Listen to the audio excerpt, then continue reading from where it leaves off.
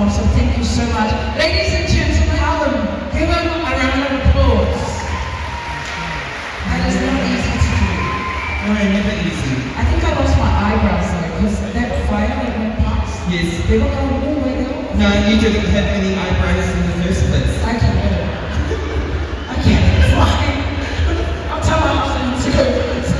And that's why he loves you, girl. I know. Ladies and gentlemen, our next act, we have a couple of singing acts. Yes. So we'd like to welcome to the stage Ezekiel, who will be performing for us. With none other than Ace himself, who will be singing. So Ezekiel, everyone give him a round of applause. Give him a round of applause.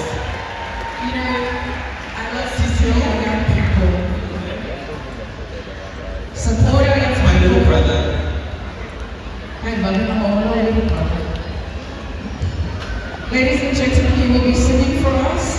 If there's one thing that is important, it's for our kids to find their purpose before them. Whether it be playing football, or whether it be singing, or whether it be as a lawyer, as a doctor, let them do what their hearts drive them to do, because that's what God has put inside them. So Ezekiel, all the best.